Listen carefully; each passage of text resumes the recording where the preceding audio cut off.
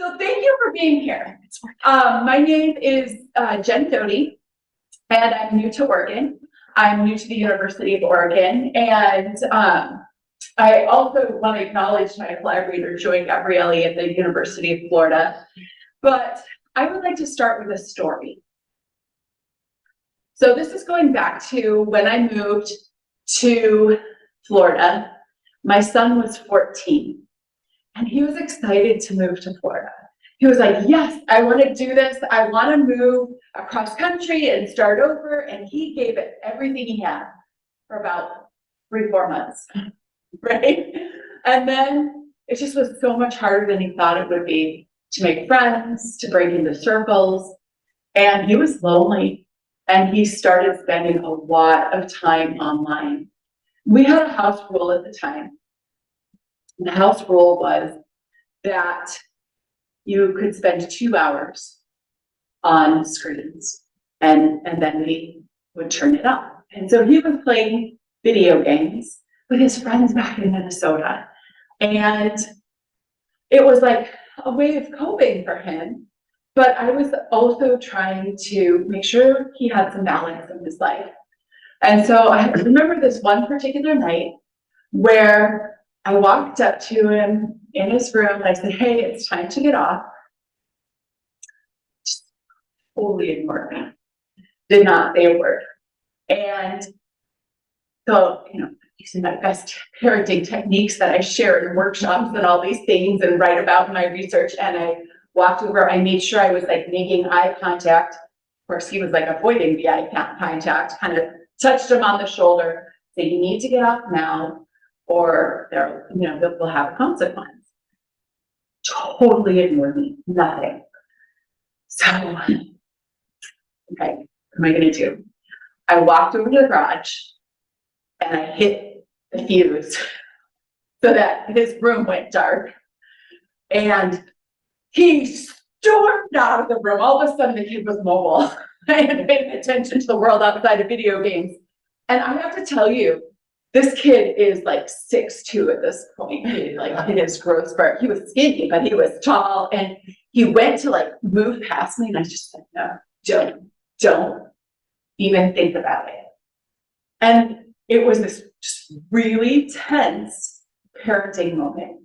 And so I share this with you because I want you to know that I'm not just a researcher stuck in the ivory tower, but I've had 2 young adults and a teenager still. And it has been a tough road with all of this technology. And really that's part of why I study what I do, because I'm a mom and I get it. I get that it's hard. And even though this is what I do for a living, it's still hard. And so I wanted to just put that out there right from the start. And so with that in mind, I'd like to share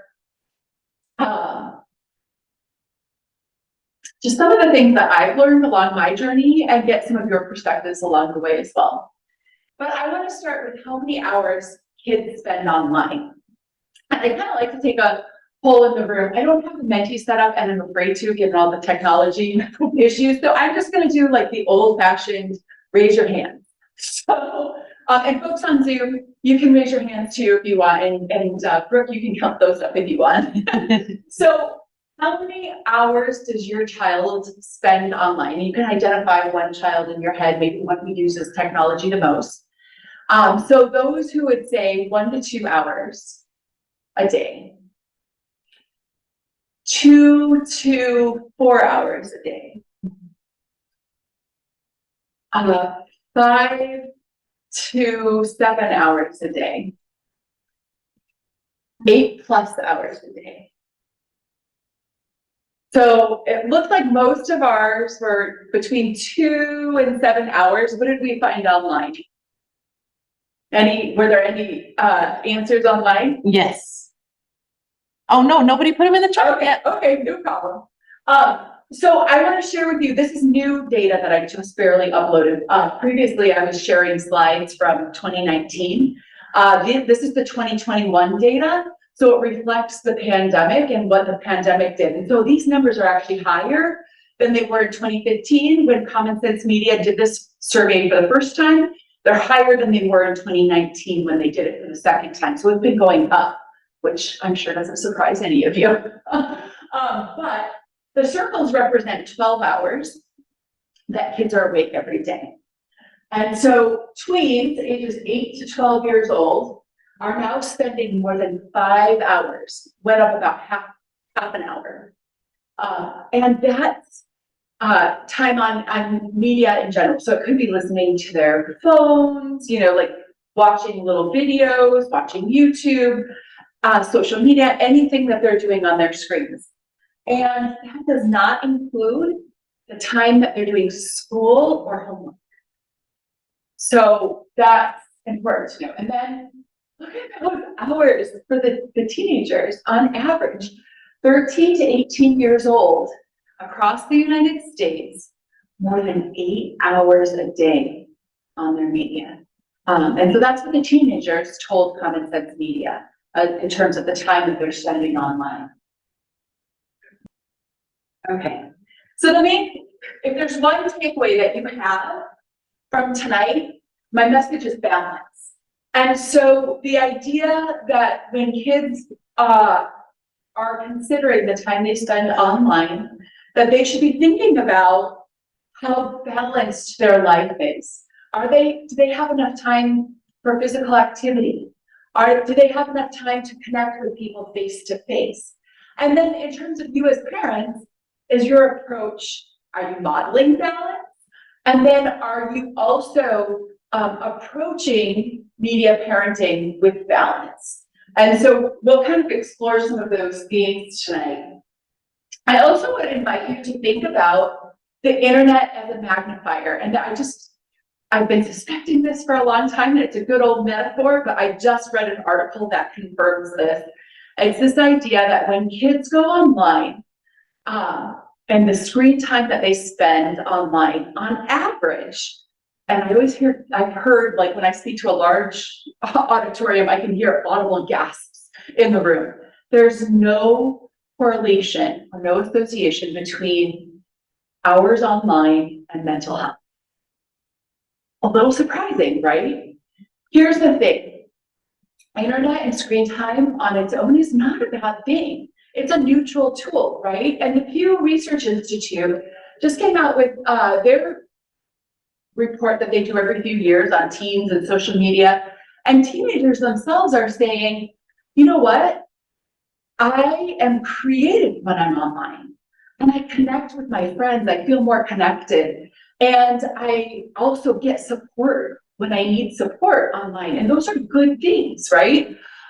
Some of my therapist friends also say that teenagers talk a lot about how they find coping and coping skills by using their phones. So there's a lot of good things that are happening on media. And at the same time, we get out of media what we bring.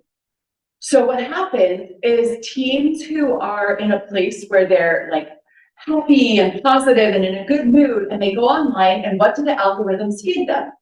It feeds them the good, happy, positive things, and they get connected and they get creative and they might advocate and they do all this great stuff when they go online. But what happens when they're not in a good place, when they're feeling vulnerable? So in that case, they go online, maybe they're kind of feeling low, and the algorithms feed them these rabbit holes that take them into a really dark place. And so there's a huge research study that was done, just came out last year, 84,000 students. And what they found is that there is a difference, not on average with screen time, but with certain vulnerable groups.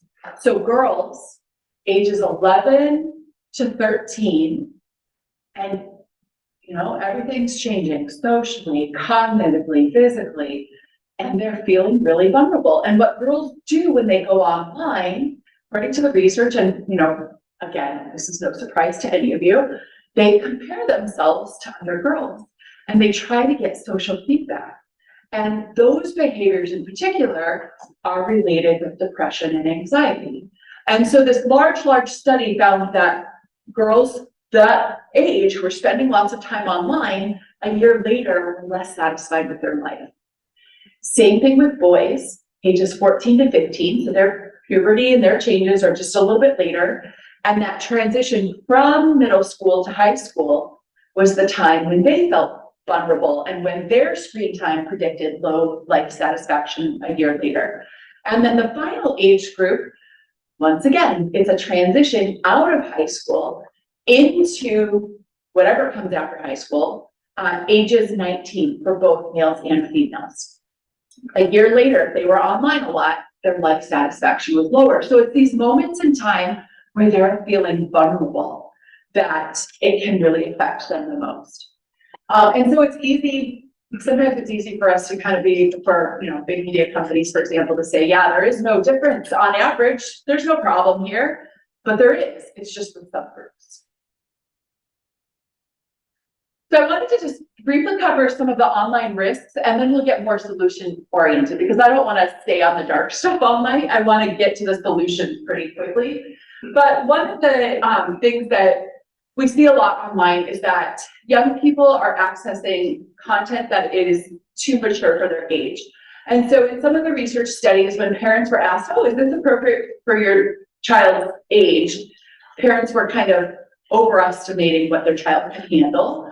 And so the metaphor that I like to use here is if you had a young child, maybe let's say an 11-year-old just going into middle school, and they were at a huge, I don't know, maybe a downtown, like an airport or a train depot, would you send that child into a crowded room alone with a bunch of strangers? And the answer is no, right? And so then we do that all the time, though, with the internet. We send them into these crowded rooms with people that they don't know, a lot of times adults, and they're exposed to lots of things that aren't appropriate for their age. Cyberbullying is the next one, and this is my kind of content area, but 2 out of 3 kids say that they have been harassed online. And some of that, you know, it's about a lot of different topics, but certainly we're seeing more and more racial discrimination online, and anything that makes a kid different, you know, especially appearance-based is another big piece of that. A lot of times for girls, it has to do with how they look and their appearance. So cyberbullying is a big deal, and it's a big deal too because while screen time by itself isn't associated with some of these, you know, depressive symptoms and so forth, cyberbullying is. And so it's in these big studies of all the studies out there, it's related to depression, suicide ideation, suicide attempts. So that's one that is really concerning. Social contagion is another one, and this is something that's more prevalent with girls than boys as well. But you know, we have these mirror neurons where we are very in tune with other people socially. And so we know from the research that girls go online, and if they are, for example, prone to eating disorders, that they are more likely to find a group where other girls are practicing eating disorder behaviors, and they share tips with each other. Same thing happens with self-harm. And so that social contagion can be a really negative force in a young person's life. Problematic internet use, we don't really use addiction at the age of middle school, for example, because, or even young people under 18, because there's the numbers are so tiny. Instead, what we see is this problematic internet use. And it's the kind of use where they're obsessively checking their phone all the time. And it's the kind of use where it gets in the way of it socially isolates them, and it's getting in the way of their sleep. So when it's starting to interfere with their everyday lives, we label it as problematic internet use. And then this is a brand new one. I just added this to the slide because We've seen lots of brain research in the young people, the little people. For example, kids who are using screens a lot when they're little are reading less. So that's an easy one. And we've seen it in the little people, but we haven't seen it as much in the older kids. And there was just in January 2023, a new study that was released, and it showed that the kids who were checking their phones all the time for their social media, their part of their brain that is in tune with social rewards is larger in those teens. And so we don't know the direction of that effect. It sounds like maybe all that checking is causing some changes, but it could also be the opposite, right? That kids who have a larger social reward system are also checking their phones a lot. But that's something that's concerning. Certainly it concerned our Surgeon General after that media came out, that study, he was making some statements about, whoa, maybe we need to back up. So just digging in a little bit deeper on cyberbullying, there's the official CDC definition. We all know that sometimes the CDC overthinks things, right? And especially after the pandemic. And all of those behaviors are required for the CDC definition of cyberbullying. You have to have the aggressive behavior, power difference, it has to be between peers, repeated, inflicting harm, and intentional. But if you ask parents and teens what they think cyberbullying is, it's the three pieces that are in red.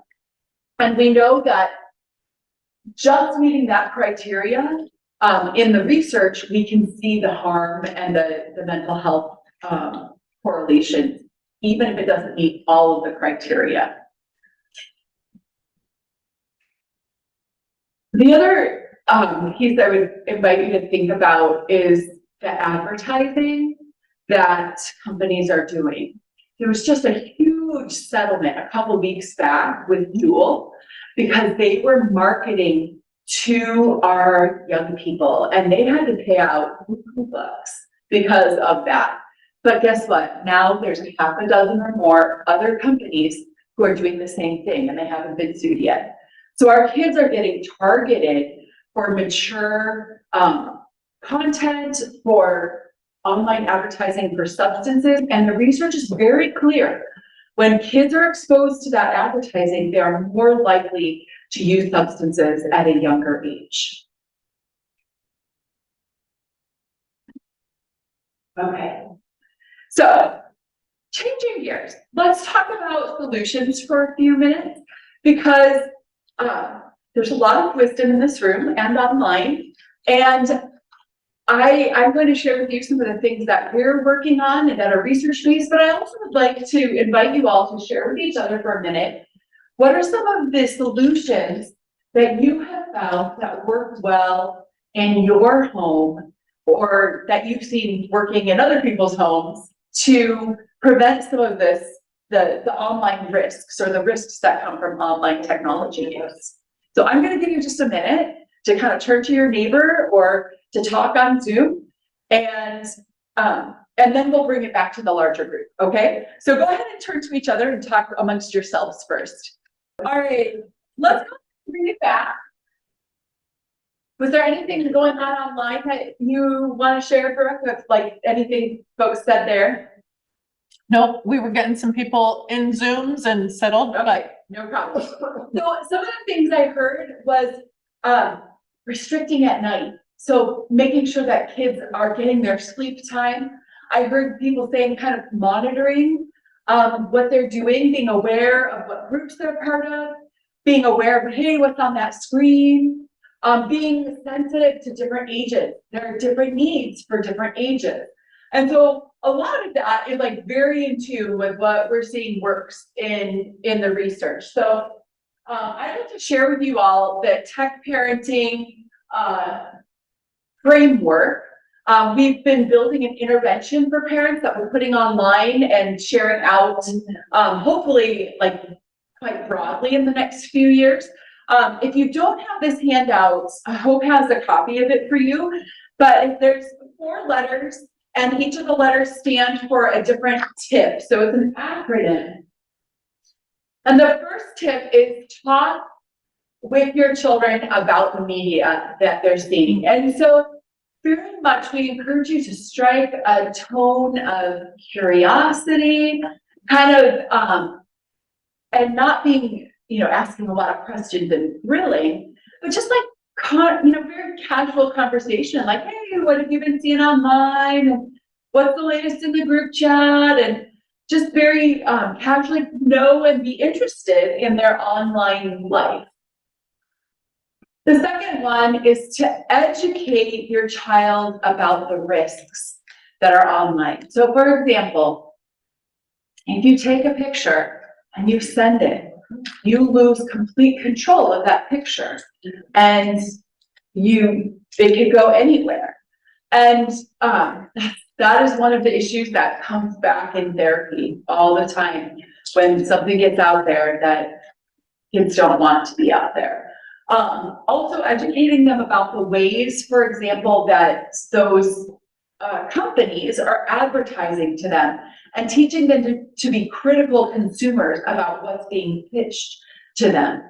I also love the idea of if you're co-viewing and co-using the internet with your children. So maybe you're watching YouTube video, shows together, or the latest memes.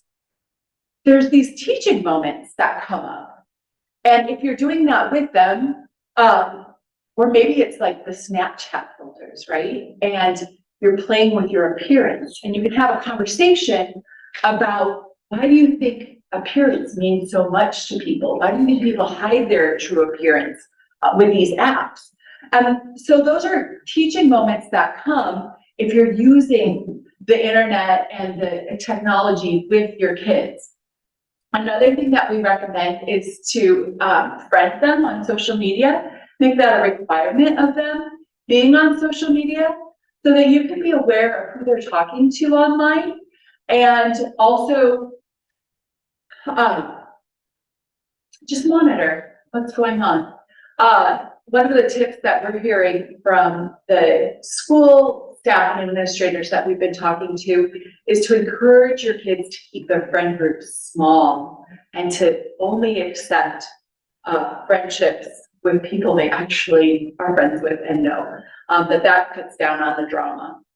So house rules for appropriate media is another big one. And I mentioned earlier that there's a lot of parents who will share a show with their kids, like The Simpsons. It's a cartoon, right? It should be for kids, but like the content itself is not for kids. And so we have some great resources that I've got slides for a little bit later in the presentation, of websites that will help you figure out what's the best age for your kids. There's also a family media plan by the American Pediatric Association, and they help parents to go through, every family is different, and what works for my family may not work for your family, and what works for my kid may not work for your kid. And so the family media plan really allows parents to get on there with their kids and to have a discussion about what are our values around media, and what do we want the rules in our house to be. And what happens when you encourage kids to be a part of that conversation is that you get buy-in. And when you get buy-in, they're more likely to follow the rules. Or at least when they stomp out of your bedroom, they can be like, yes, you agreed to this, remember? Right? So this is our website that we're building.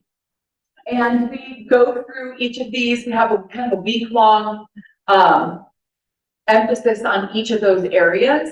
And we really have it. It's an interactive, fun website, and we're just building it now. So we do have, one of our flyers is we're inviting parents to check it out and give us feedback. And it is a research study. It's out of the University of Florida, and we are paying people for their time. So if you're interested in checking out our website and letting us know, hey, this works for me, but this doesn't, we would very much welcome that. I wanted to just leave a few tips with you before we move on to our question and answer session. When kids are cyberbullying, or they see something inappropriate online, or they see something having to do with a friend that really concerns them, we want to be teaching our kids that we can talk to them. And so we want to teach them to stop, take a screenshot, and share it with an adult. And that means if we're the adult that's getting the information and it's information that's making us freak out, we have to hold our tongue. Like literally hold the tongue and like be as calm as possible, because we want them to know that we'll take that information and that we won't shut down all social media and technology for them, but that we as an adult kind of maintain our cool and can handle the situation. That's the only way they're going to trust us, because we know that kids often don't share with an adult when they get cyberbullied, when they see something online that's really concerning. And so keeping those lines of communication open and letting them know you can talk to me when you see something disturbing is super, super important. Oh, I lost that for a second. I will also say, when I moved to Florida, it was right after the Parkland shooting. Oh, right? And so there was, everywhere where you went in Florida, there was the theme, if you see something, say something. And that's not a bad motto to be teaching our kids, especially about what they're seeing online, and how that might prevent tragedies in our community. If everyone were to take that. I also have like hotline resources here. There's a lot of different online resources that parents can go to if they hear something and they don't know what to do. So and I can share that later with you all. Just some practical tips. Restrictions. Some of you mentioned that. Just restricting access to R-rated movies in a research study significantly reduced substance use among young people, teenagers. So restricting access, especially with the younger ages, is a really important way of reducing harm. Actively talking with kids about what they're doing online is so critical. In one of our research studies that we're just about to try to publish, we found over the pandemic that kids who actively talk with their parents about what's going on online had higher social efficacy a year later, and then their mental health was better at the end of the pandemic. So that process of talking with kids can teach them social skills that they need to protect them against mental health outcomes that are poor. Restriction, on the other hand, did reduce online risks, but it didn't improve mental health. So we kind of need both. And I think a lot of times parents kind of lean into the restriction, and it's maybe that active media parenting that in the long run will be a better long-term strategy. Kids want their parents' help. This was a study that my colleague Joy Gabrielli at Florida participated in, and she found that the younger kids were like, oh yeah, we don't need you, right? Or the middle school kids. And then as they got to like 16, 17, 18 years old, they were like, oh, I really could have used more parent support. I got into some stuff that I wish I hadn't. And my own son, the big kid who stormed out of his room, it was just like last week or so, and he was like, Mom, okay, I'm just gonna say it. Thank you for restricting access to my media use, which he always swore he would never say to me. And I held my tongue. And I didn't say I told you so, but inside I was like, yes. And that's what the other kids are saying in the research as well. And then here's the other piece I really want to drive home. Kids are always going to be 10 steps ahead of us when it comes to technology. They just are. They have more time. They're better at it. They're digital natives. We're not. We're the first generation of parents to deal with this stuff. Our parents didn't have to deal with it. In the research, study after study after study after study after study shows that our relationships are the most powerful tool that we have. And so when we can spend time with them one-on-one, when we can notice the positive things that they're doing in their lives, when we build those relationships, that's the most powerful tool that we have to protect them from negative outcomes.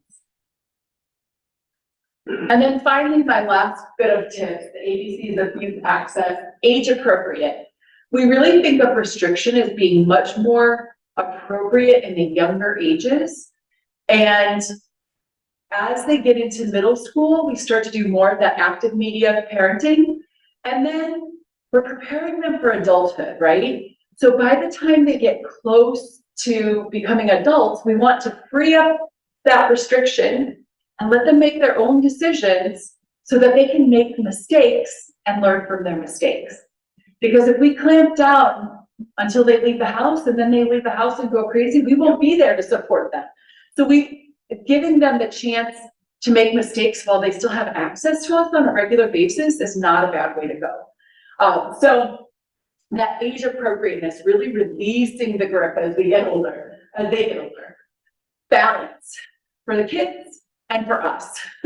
So the kids, that's having the social life, having the physical activity, having the friendships and the person-to-person time in addition to the online time. And for us as parents, that balance between the active media parenting, and you notice in our tech parenting model, 3 of the points have to do with active media parenting and talking and communicating, and only 1 has to do with restriction. Because as parents, we tend to lean into that restriction as like, oh, we just need to shut off the problem completely so I don't have to deal with it. But they learn more, and there's different types of protection that come from that active media parenting. And then that last piece is keeping them away from the mature content, and particularly at those younger ages. We do know that that works. Okay, so I want to open it up to your questions. I actually get so many of the questions so frequently that I have slides prepared for the questions. But I want to hear what you have to say and maybe open it up to the wisdom in the room and on Zoom for answers in addition to what I've learned in the research. So questions that you have? Yeah. I feel like it might be a little bit too late. My daughter's 15, and as she's grown up, I've just thought she was perfect. Didn't think she would ever do anything wrong. Yeah. So never restricted anything. Yeah. And now realizing, oh my goodness, she has access to all the stuff.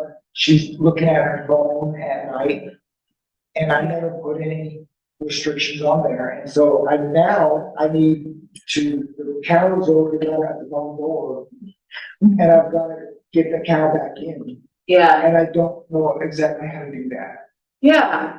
I want to just see if there's any thoughts in the room, because I've got a few, but I'd love to open it up and see if anybody else in the room has thoughts.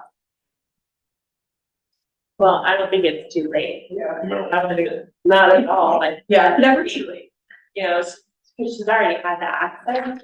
She might just could start with just like looking at the content with her, going over it, asking her if she's seen anything that made her feel happy, sad, upset, like what kind of content she's seeing. That's what I was gonna say, like, I noticed when my son was about 15, he started realizing that, you know what, mom might actually know what she's talking about. Before that 11, 13, he just thought he knew everything. Yeah. And I just started looking at what he looked at. He sends me videos all the time, every day, all day. And he comes in and talks to me what he's looking at, and I encourage it. So then I know what he's looking at. So when he comes in, he's like, Mom, look at this, this is hilarious. Or Mom, look at this, I can't believe they're saying this. He kind of gets that, I don't know, he knows that no matter what he shows me, I'm not gonna figure it out. Yeah. So I had to, a whole bunch of times, I was like, oh my God, but I just kept it cool. Yeah. And I just was like, okay, I can't tell him no, because if I tell him no, then we'll just shut the door, maybe there's other good friends and just start. Cause like I told her, I have 18 to 5, so I have 3 different groups that I have to monitor. Like at different times, like they have different bedtimes, different, and we were thinking it's like a 10 to 7 is done off the internet. Because we can't check on everything. Yeah. Like, Can I turn off my internet at a certain time of day? I didn't even know I could do that. yeah, we Yeah, have, so there's, we have like, so. there's, if you have like, oh, here we go. Yeah. Here's some tools that will allow you to do that. Before we get to this slide though, let's go to this slide. Oh, here it is. So I think these ideas of first, like leaning into relationships, spending time together, noticing the positive things that she's doing. You said like for so many years, you know, you thought she was just perfect. And I'm sure there's a lot of great stuff that you can like just notice on a regular basis. That's often the best place to start rather than confronting on problems. So it's a good baseline. And then having these conversations. And I really like the strategy of just open-ended, curious questions. So there's an acronym called OAR used in motivational interviewing, and that O stands for open-ended questions. Teenagers in particular are at that age where they're developing critical thinking skills. And so like just kind of being like, well, what do you think, you know, about like, do you think that media is causing like a lot of the mental health problems? Like, why do you, and just seeing what they say, right? And then the A stands for active listening. So the eye contact, the nodding the head, like really showing that you're paying attention to everything that they say. And then the R stands for repeat back to them. So paraphrasing what you hear. And here's where it can be really helpful for you because your daughter knows. Yeah, she knows what's causing her harm. And if you ask her those open-ended questions, she's going to start voicing that. And so you don't have to tell her anything. You could just be like, so it sounds like you really kind of feel cruddy when you're online too much. Yeah, tell me more about that. So I think you could be in a position where you can get her to say it. And then the S is summarizing everything you hear. And so those are some really just those active listening skills are really powerful in getting people to change their own behavior because teenagers in particular, when they hear a lecture, okay, and let's face it, me too. When I hear a lecture, I put up my defenses and I don't want to do it. And particularly because teenagers are in this stage of life where they're developing their independence. If somebody tells them what to do, their instinct is to shut them down and do the opposite. And then another way you could maybe bring it up is like, hey, I've been thinking about my own online use and how I feel online. And I'm kind of thinking it would be great to like have some boundaries for myself. And I'm wondering, would you be interested in having a conversation around that with a family? And so this is the family media plan.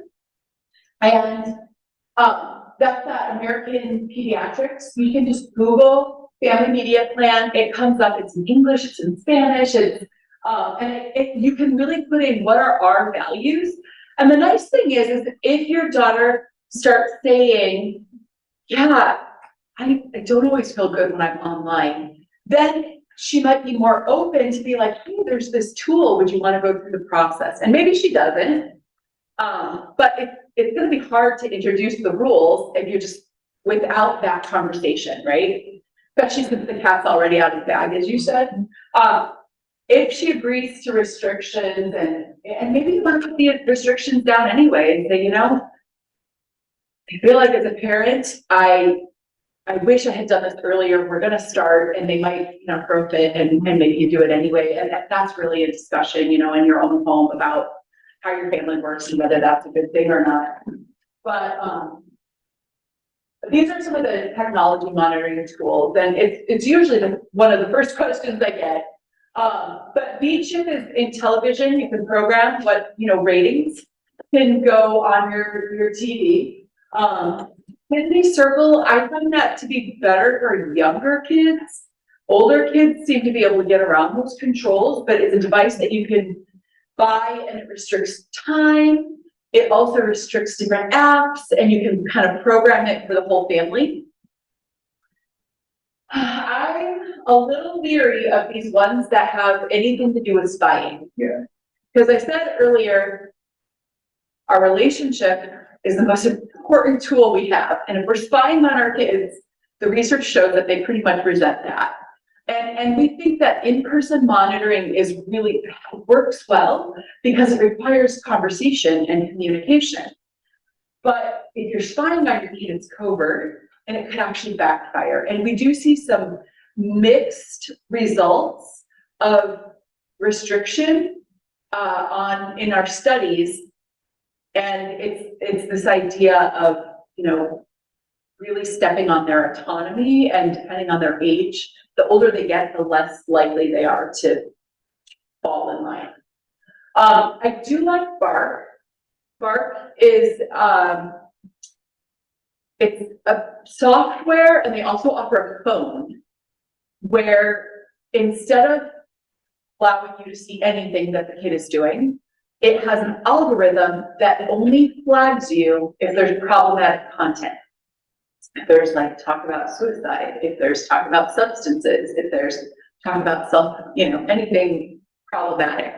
And they have a youth advisory board and so forth. And so that one I think is kind of an interesting concept. You have to be a little tech savvy to run that. Microsoft Family and now app, iPhone has parental controls. And I actually found those that are already built into the phones and kind of built into the devices, the easiest to use in my own personal family. The Microsoft Family cuts across all devices that are not Apple, and then of course Apple, and you can program times and you can program, I believe, different types of apps as well in there that your child can use.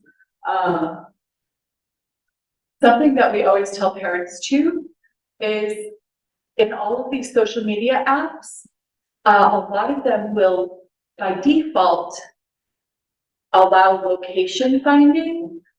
And so it's really important for parents to go in and make sure those location finders, especially for those younger kids, the location finders are turned off, because anybody that they contact online can see where they're at if it's turned on. And again, that's another reason to keep the friend circle small and to keep it to people so that if it does happen to be on, it's just the people you know and trust. So that's just another piece for safety. Does that help a little bit? Yes. Some of those ideas? Jen, I've got a question in the chat Oh, yes. when we're ready for the Yeah. next. So there's two actually. So how do you tell if online friendships are safe versus actual physical friendships? That's a good question. I'm going to open that up to the room. Are there thoughts in the room? I've got, again, some thoughts of my own, but any thoughts for people in the room? I haven't experienced it yet, but hopefully I won't. But the physical, I'm a strict mom, so I have to meet the parents. I have to go to their house. They can't go to the house. But if I know the parents, I have their numbers and actually sit down and decide their play dates and all that stuff. They can't just say, "Oh, I'm coming over," and that's just my friend, because I don't know what's going on in that house. Mm-hmm. So I don't let my kids. So I'm online at the same. So I monitoring don't who they're Yeah, I don't know who asking that is. them, Yeah. having a conversation. But I talk to all my kids, Yeah. we have, like I told you, I have my 18-year-old comes up to me and he's like, "Mom, what in the world? Crazy," and blah, blah, blah. And then I have all my kids coming there. Even my 5-year-old is like, "Can I listen?" I'm like, "No, that's not appropriate. We can't listen." So part of what I hear you saying, and this would be part of my answer as well, is it may depend on age a bit. And so the younger kids, and you, again, think about that metaphor of like, who would I allow to go into a big room full of strangers? The 5-year-old, no. The 8-year-old, no. The 11-year-old, no. You know, but the 16 or the 17-year-old, you know, maybe with some practice and some instruction. So it may be in part age dependent, or let's say maturity dependent, because, you know, Yeah. 13-year-olds can be vastly different in their maturity. And I would say for those younger ages, sticking with people that you know both online and in person is the very best bet. And I would also say that one of our parents in one of our focus groups talked about the idea of training wheels and how when a kid learns to ride a bike, you need the training wheels, you need to hold on to the bike in order for them to learn to do it. And it's not till they have more experience that you let go. And so what are your training wheels? It might be conversations about, okay, if somebody asks you this question online, how do you know that you know them? And having those conversations with them, and then judging by their responses, whether they're mature enough to keep themselves safe. And so having those conversations before it actually happens is probably a really smart strategy. Yeah, because maturity level, like you said, I have a 7-year-old that believes everybody loves him, and he doesn't get the concept that they're. Yeah. And then I have an 8-year-old like, Yeah. he should be talking, and they're in Yeah. a different world. Because my 7-year-old will come up to you and be like, can I have a hug? Because that's just who he is. But he's the same online, so I have a lot more restrictions on him. Yeah. Just So- because he doesn't realize that Right. everybody's not here to love you. Yeah. And he So doesn't having those, talking and educating on those points that we went through earlier can be really good ways for you to judge their maturity level around some of these issues. One question I sometimes get, and it does have to do with maturity, is like, what's appropriate for which age? This is another website, Common Sense Media, that has a lot of good parenting resources about what parents need to know about keeping their kids safe online, and a lot of good tips from both other parents and experts. But it also does reviews, and I can't keep up with it, right? Like there's a new app and there's a new, you know, video game and a new movie every, you know, day of the week. And I as a researcher, I just don't have time. And so we refer people to Common Sense Media, who are, you know, a team full of people who do this for their living. And so that's a really good place if you're wondering, you know, in general, what's appropriate for my kid at what age, good place to go. Other questions? Maybe time for one more question before we wrap up. There's one in the group, but. Okay, yeah. in chat. So it says, so if you have a kid that really likes to game, how do you know if it's too much? Yeah, that is a really good question. So, I would think about that concept of problematic internet use, and is it interfering with their everyday life? Is it interfering with their academics? Is it interfering with their social life? My son would say, oh, I'm social online with my friends. Is it interfering with their ability to go outside and enjoy nature and be physically active? Is it interfering with their sleep at night? And answering those questions will help you kind of answer that question, I think, of is it too much? And again, you might use some of that motivational interviewing, the ORs, open-ended questions like how, like asking them, like, do you feel like you have a good friend group?